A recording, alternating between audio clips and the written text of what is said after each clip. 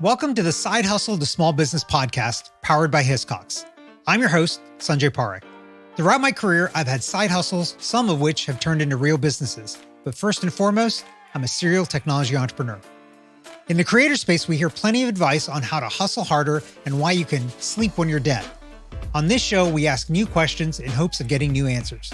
Questions like, how can small businesses work smarter?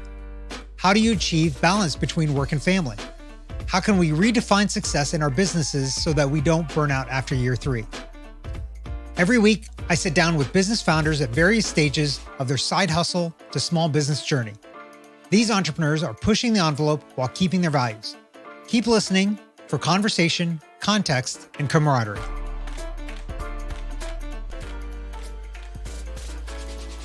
With a creative writing and data analysis background, Lauren Ramsey brings all of her skills to the table as the founder and chief engagement officer of Betsy Bash. Founded in 2010, Lauren and her team help local businesses get more leads and make more sales using social media.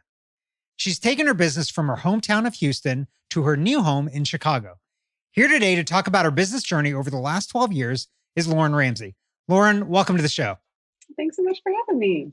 So I'm excited to have you on because I've lived in the world of social media for quite some time. I think we could probably do a very long podcast just about all the good and bad of social media. But we're going to talk about other stuff first. First, could you give us like a quick background, just a minute or two about your background and kind of how you got to where you are now?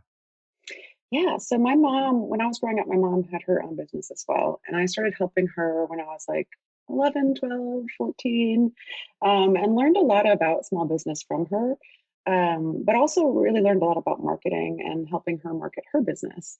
And I loved it. And then, fast forward to college, I really wanted to do like programming. So I learned C++, HTML, Java, all that, and graduated with an MIS degree. But on that process, I had to take a marketing class for my business degree and fell in love. I was like, oh my goodness, this is it. I should change my career. I had to change my degree, everything needs to change.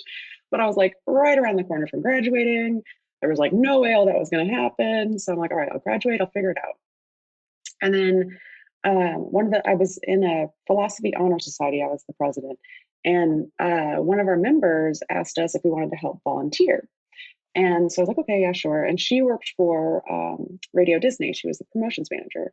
So right out of college, I started volunteering with her, working part-time till I found a full-time job. Found a full-time job, still kept working for Radio Disney because I was like, this is just so fun. So then I learned a lot about branding and marketing and client relationships from Disney, So I did that for about 5 years until I was like, okay, I need a side hustle. I'm going to start doing marketing on the side and just figure it out. And right about then is when, social media started to really develop into a business tool. So Instagram was just about to be born. Facebook was getting a little bit more robust. It was 2010. So that's kind of how I got started in my marketing business. Yeah. So I got to ask you a question about your mom, since you said you worked in her business. What kind of business was it that you worked in? Yeah. So I grew up overseas, and when we moved back to the States, my parents got divorced. And my mom she comes from a long line of quilters. And when we lived in India, she was teaching quilting classes and sewing classes. And so she had a huge network of people in the textile industry in India. We lived there for 3 years. So lots of people that she'd met over the course of the time of us living there. So she put all these skills together and she's like, all right, I'm going to design quilts stateside. I'm going to have them pieced and sewn together in India, and then sell them wholesale back to little cute quilt and cottage shops, all around the United States. So that's what she did. She designed quilts and sold them wholesale. Okay, that's awesome. That's a very we go to markets, we would have to market her booth, and we started off with temporary booths, and then graduated to bigger temporary booths, and then graduated to whole showroom, and she would win awards for design, and it was so fun. That's a huge logistics challenge too, right? Starting hey, we're going to have the people there and moving all the stuff back and forth. And, I think in the last couple of years with the pandemic, obviously this was a long time ago, but with the pandemic, it's become more clear to everybody, logistics is a huge deal. And Yes. probably just the challenges she had with that were probably Oh yeah, immense. I'm sure she could tell you Uh, stories for days on containers, you know. yeah. Good on her. Glad I've never had to deal with containers. That's a Sure, great thing. sure. So what drove you to decide to do a side hustle? Was it that you wanted to continue learning, or was there something that you're like, hey, I need to make some more money? Or like, what was it that made you decide to do a side hustle on top of your full-time job? It was really that, like, drive of, like, I can't stop thinking about it, you know, like, what if this was a thing? You know, what would that look like?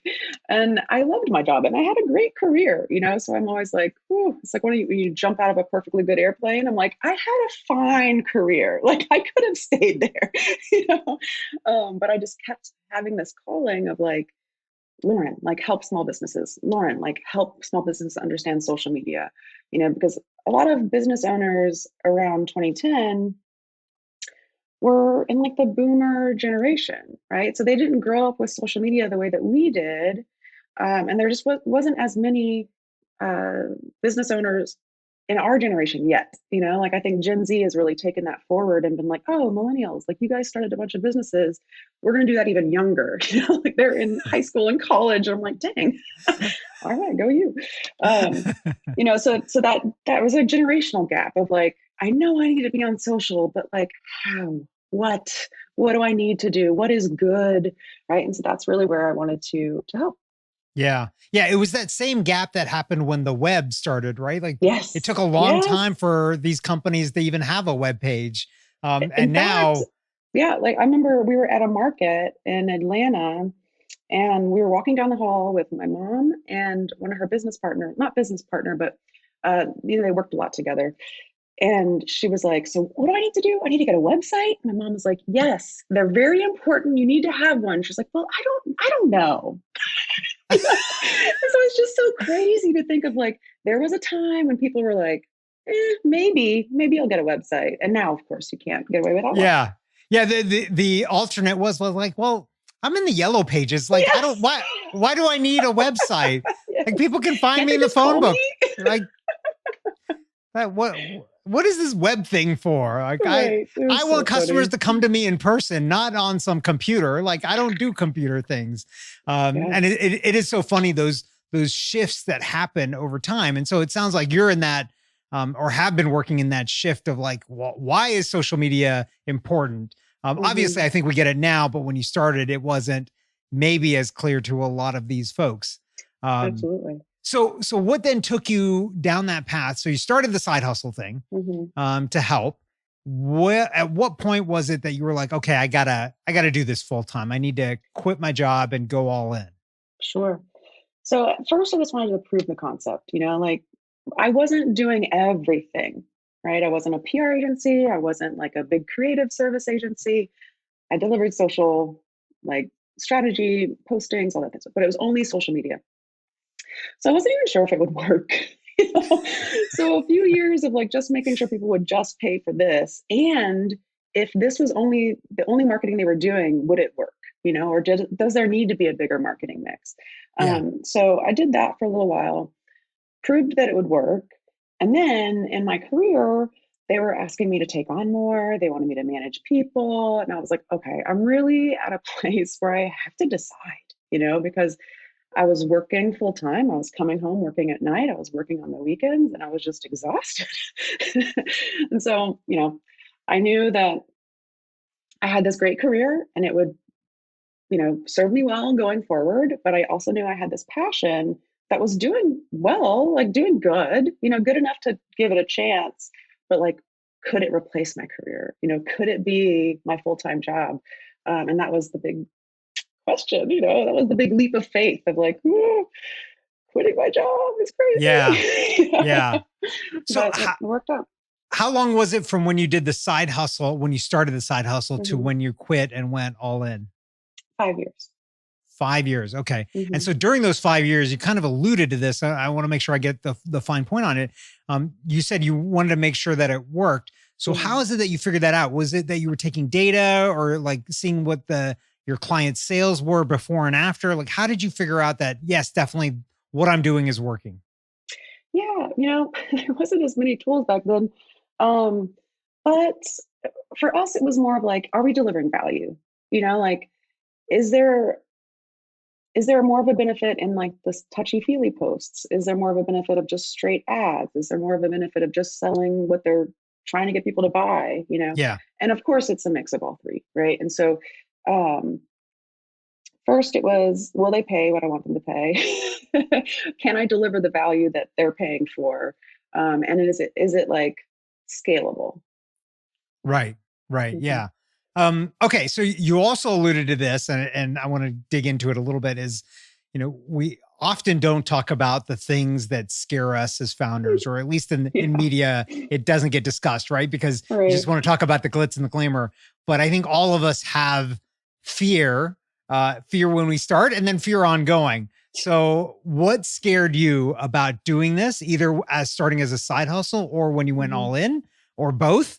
And what Mm. scares you now, and how do you manage that? That's a great question. I think when I was a side hustle, nothing really felt scary, other than maybe just not being able to have enough time to do everything. But And leaving and my is it job, because and is that because you felt like there was no downside, or because it was a side hustle? Like, why did it feel like nothing was scary? because I think it was exciting. It was Okay. like I was a part of like the first people that were like helping people market on social media. And uh, in Houston, we had a huge like creative community that was on Twitter. And so I made a lot of friends on Twitter that are still like really close friends of mine now. But all of us were like, how do you do this part? Or what should we do here? Or, like I remember even there was a question of like, is it okay to look up people's social media profiles before an interview? We were all figuring it out. Right. Um, and so it was more exciting, right? It was more of like you're on the Yeah. cusp of something new and like um, just exciting. And then, but fast forward to quitting my job, that definitely felt scary. There's that feeling of financial security with a job, even if it's not entirely true. you know, Yeah. like the company could go through layoffs, like something could happen, right? But it feels more secure than having your own company. So there was that part of it. And then there was also like, what if I fail? What if I can't do this? And of course, I made it more complicated by moving from Houston to Chicago. So I started over basically. I had no network. you know, it was kind of crazy. But I figured if I didn't do it then I would get really comfortable in Houston and I Yeah. wouldn't move to Chicago. And it was really a dream of mine to move here. So um, Yeah. It's funny because as entrepreneurs, I've heard this story multiple times and I've lived through this story too. I feel like we make it harder on ourselves. Like we do mhm. things that then in retrospect is like, huh, that probably wasn't the smartest thing. Like I just made it worse to be successful because I piled all of these things on. So how did you deal with that fear, that scariness of going all in? And how do you manage it even today? Yeah. I mean, for me at that time, it was a lot of support. So I had family in Chicago that really supported me through my first year of like moving to Chicago. Um, and then I made a couple friends and they helped me like just get to learn the city, I mean, so it's, I didn't realize how hard it is to move to a new city as an adult. Yeah. Like, you can't just make friends as easily as you could when you were in college or high school or whatever. So, it's so weird, right? It's like, the fears I have now are that like I don't know something, like something's just going to completely blindside me, or Hmm. all of my team is going to quit. Like I have a lot of irrational fears. But then I like try to play it forward. Like, okay, like if somebody left, like who could backfill? Or, I try to mitigate my fears so that my anxiety goes away, but I don't know that my fears ever go away. Yeah. Yeah. And I think for a lot of entrepreneurs, fear is one of the things that probably drives you as well, right? Right. It's like making sure. This is totally unrelated to the startup and entrepreneurial thing, but I've got to ask you because you kind of just alluded to it. So Okay. one of the hardest things as an adult is to make new friends. Yeah. How did you do that? Oh my God. It was awful. I just don't wish it on anyone. I mean, but we all do it, right? Or no, we don't all do it, but there's lots of us that do. So one of the things that worked for me really well in Houston was I had a really big creative community, Uh-huh. and there was a lot of or there was like one main group that I was a part of that was like creative women. And so many of my good friends came from that group. I learned a lot about business from those ladies because they all had their own little side hustles or businesses. And so I was like, all right, creative women, let's just start there. And so I went on Meetup and found some creative women groups and started showing up, and then like slowly made friends that way. And so there was a girl, Andrea Klunder, and she was the founder of a creative women's group, and she was my first friend in Chicago.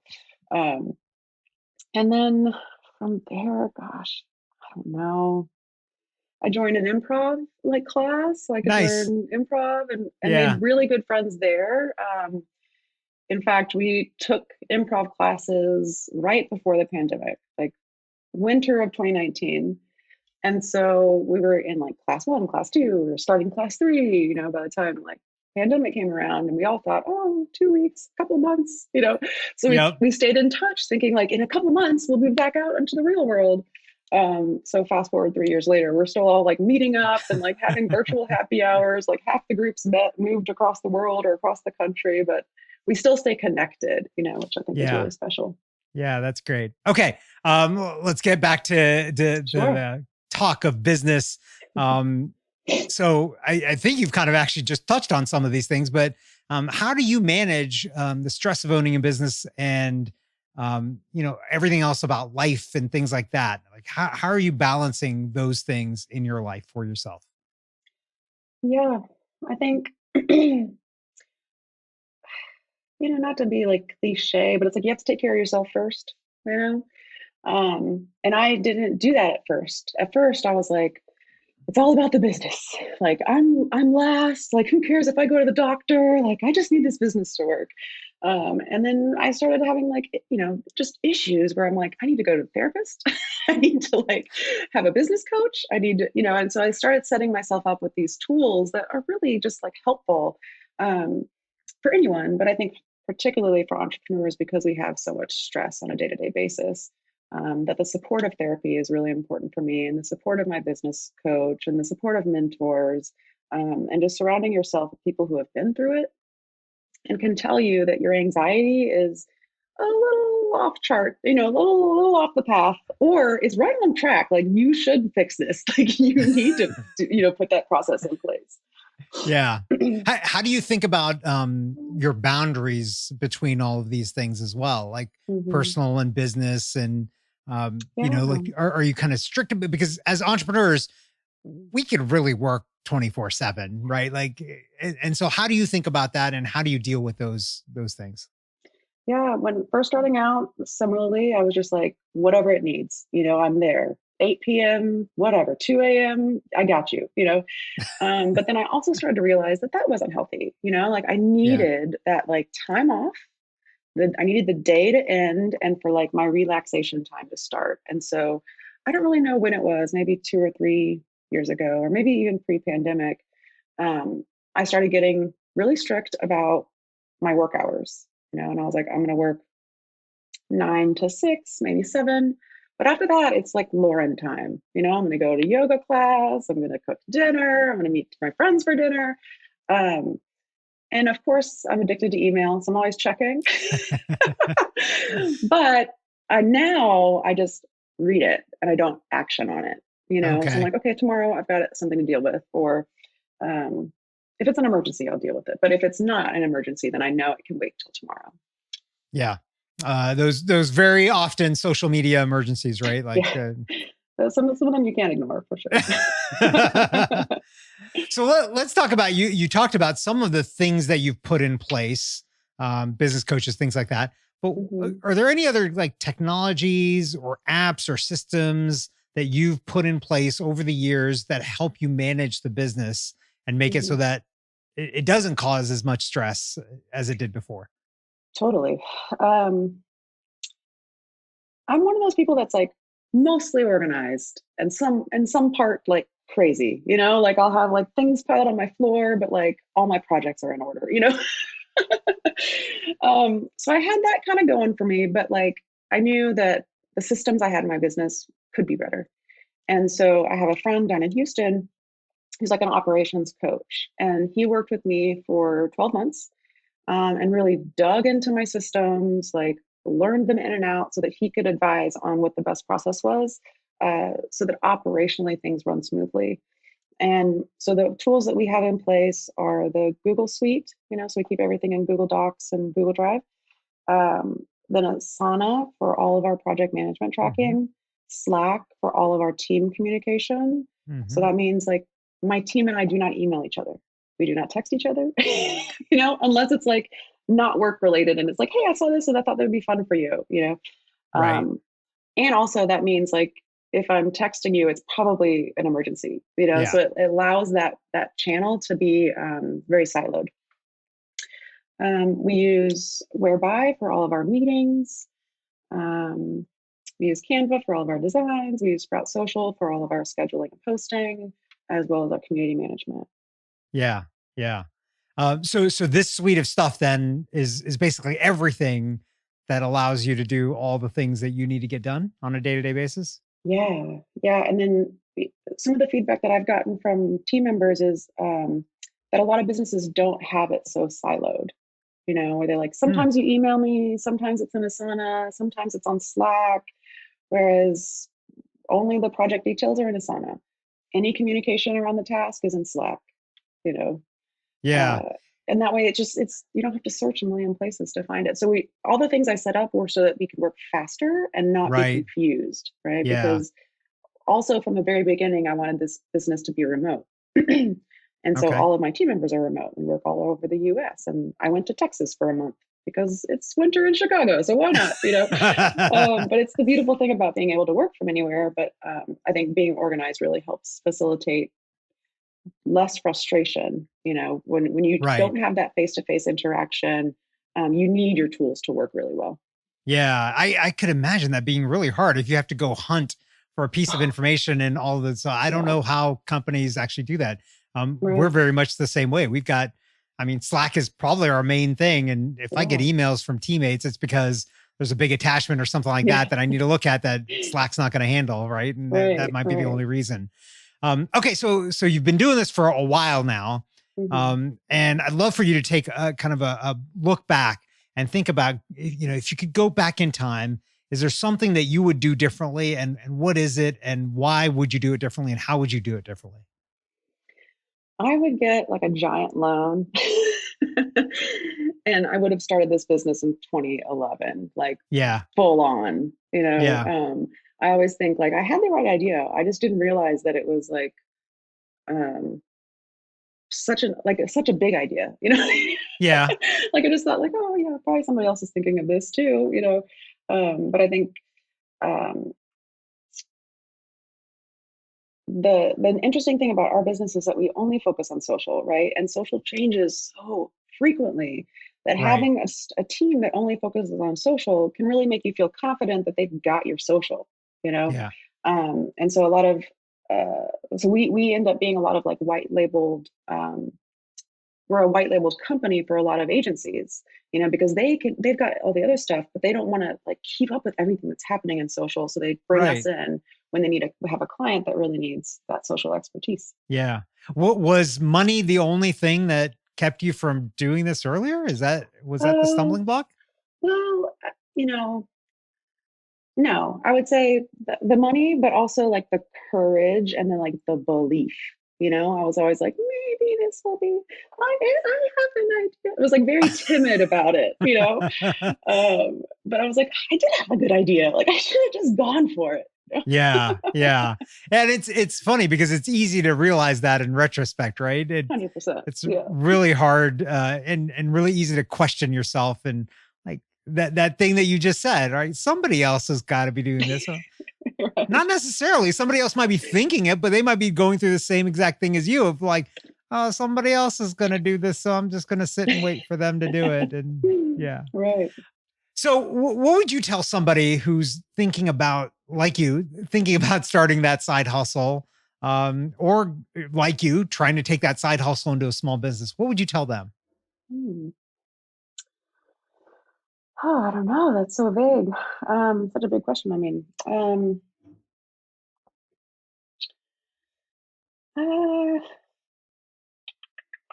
I would definitely say like work with a mentor who's done it before, Hmm. and let them provide you with a little bit of a guide map. Um, I was just talking with a friend about a, a company here in Chicago that launched really smartly. Um, and they're like a food company, and they like partnered with a coffee shop and just sold food at the heaviest commuting times, and then proved that people wanted their food. And then like all the next steps, they laddered up until they had a brick and mortar. They didn't start with the brick and mortar, you Right. know. And I think a lot of people do it backwards, where they're like, I'm just gonna do it all, and then they realize, oh gosh, this is expensive, or I don't have Yeah. enough customers, or things like that. So I would definitely say get a roadmap from somebody who's done it before to help yourself out. Yeah. Yeah. That's great advice. I like that. And I think we're seeing that with a lot of people that start out with things like food trucks and then eventually move Yeah. into brick and mortar. That's that nice stepwise approach. And I think Eh, people love that, as yeah. customers, they're a part of that journey. Right. It's like, I remember when you were a food truck, and it's like you're one of those old OG customers. Right. Right. Yeah, Yeah. the I like community that. wants it too. Yeah. Yeah. Okay. So now, one last question for you, really kind of honed in on your expertise. For our listeners, what's the one kind of secret thing or thing they should know about doing marketing on social that they should absolutely do or not do right Mm. now? Oh, that's a good one. I Like, think what are you seeing people like mess up or like do phenomenally with?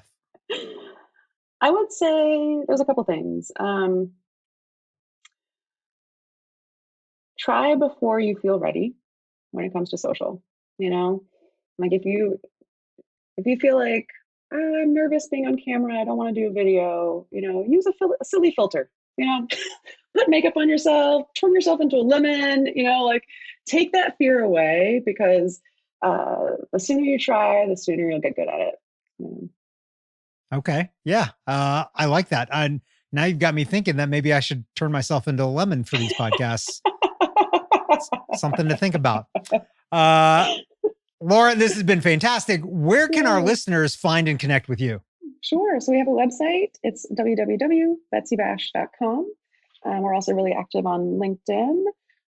It's Lauren Ramsey. You can find me that way. Instagram, we're on TikTok as well. So all the socials. You can find us out there. Awesome. Awesome. Thanks for coming on. Yes, this was so fun. Thank you for listening to this week's episode of the Side Hustle to Small Business podcast, powered by Hiscox. To learn more about how Hiscox can help protect your small business through intelligent insurance solutions, visit hiscox.com. That's HISCOX.com. And if you have a story you want to hear on this podcast, please visit hiscox.com/share your story. I'm your host, Sanjay Parikh. You can find me on Twitter at Sanjay, that's SANJAY, or on my website at sanjayparikh.com.